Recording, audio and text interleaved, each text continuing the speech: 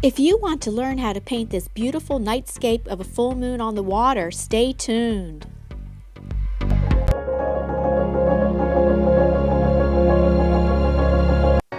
Start with a gesso painted on canvas, and I'm starting off with a 1/2 inch flat brush using primary blue, or you could use cobalt blue. Horizontal brush strokes for the top of the canvas. I'm using canvas paper that's taped down to a board. That's a 1/2 inch filbert brush with circular brush stroke movement,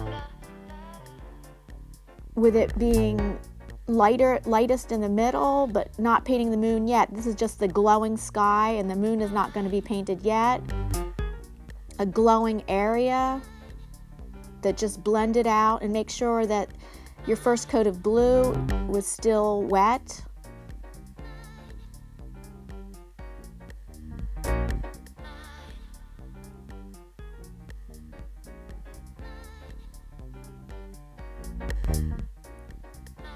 And now, with just a dot of black with the blue, or a couple, maybe 2 dots of black with the blue, you want a dark blue, and I back and forth with the brush to get, you do that movement to get paint on the front side and back side of your paintbrush to really load it up well. Just doing that left corner and that left side. Creativity is contagious, so I hope you will find inspiration on my channel. Discover ways that art can help you and make your life more beautiful. I'd love for you to join my channel by subscribing, and remember to tap the bell for notifications of future videos. Right now, with a pointed round, off camera you paint the moon, and you see that just appeared, the moon. And next thing, I'm using a 1/2 inch filbert that's very wet with white paint in it, and tapping the brush creates a nice star effect. And I did put a piece of tape, masking tape, and that's a 1 inch flat. And you can see the technique I use for loading the brush. It's brushing front and back to load up your brush very well. Same thing as you had done with the sky, horizontal brush strokes, and the black will help you out. That it's all right if some of the black canvas from underneath peeks through all the way down to the bottom. And now with the blue still wet, go in with very light blue. Same as still using the 1 inch flat brush, and randomly working downwards, creating this light effect in the water.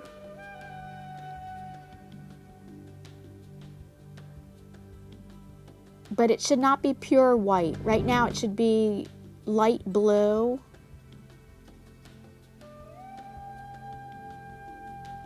And yet your paint should still be wet. The primary blue should still be wet of the first coat. So this should be able to be blending in very well. That spot was too bright up there. Now just doing random streaks and horizontal brush strokes for the rest of the water.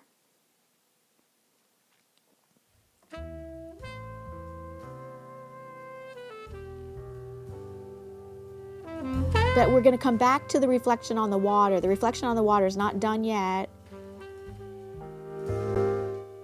And then make sure it's dry before this next step. Now, I do have traceables available. Please email me, and my email will be listed down below in the description box.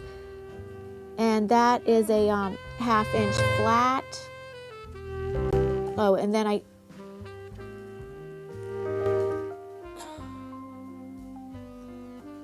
with the 1/2 inch flat and also a pointy round, using a light gray for the front sail, and then 1 or 2 shades darker just for the back half of still the front sail.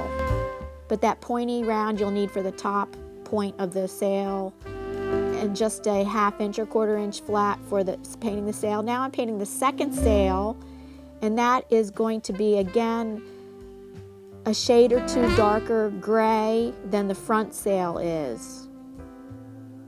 And again, using a 1/2 inch or 1/4 inch flat. But I did use chalk for drawing the sailboat in, not pencil, chalk or soft pastels. If you have soft pastel, I used white, and you just draw in the sailboat, and with a moist paper towel you can rub off mistakes, so it works much better, and the white is going to show up perfectly on this dark background.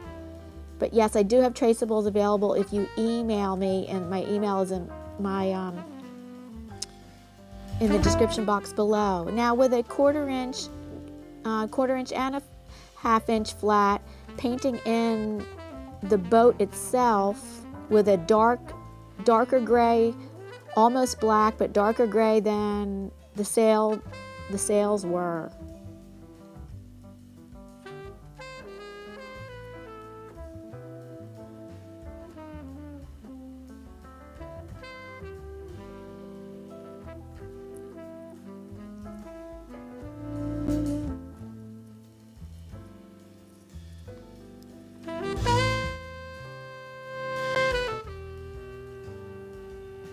And that is a 1/2 inch flat, just for doing reflections in the water with a medium to light blue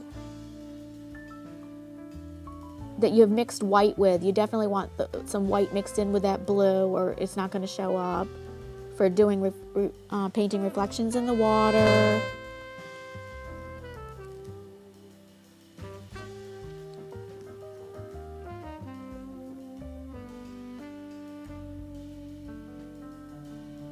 And that's a 1/4 inch flat. Painting in the reflection of the body of the boat, and that's a solid color right now, but that reflections will be painted over top of that.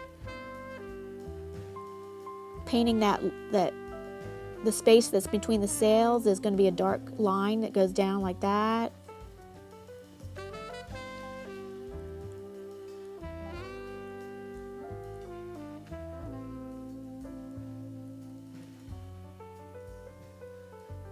So like I said, that reflection is solid right now, but the reflection of the boat is going to be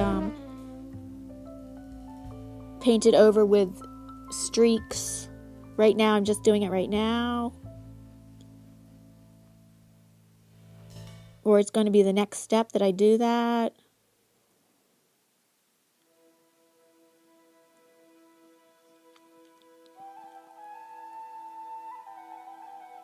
Still painting the reflections in the water from the sails, and now I'm painting streaky lines or horizontal brush strokes over top of that solid color that I had for the reflection of the boat. And now I'm painting the boat itself to be darker than the reflection. Right now it was lighter than the reflection, but really the boat needs to be darker than the reflection of the water. So I'm painting with a very dark gray, almost black. Now with a 1/2 inch pointed round, going in to paint the moon. Make sure the sky is dry. It should be dry by now, and then you just paint the moon in. And now the reflection on the water, this is where you're going to use pure titanium white for the moon, and you're going to use pure titanium white with a 1/2 inch brush, flat brush, for creating in the center of the reflections on the water should be the whitest. So not on the edges, but on the very center of that reflection should be pure white. And now on the back side of that sail, the values were too close together, so I had to lighten up the water. Lighting, and this is the finished shot. And hey, don't click off yet. Where the arrow is pointing is more videos for acrylic paintings.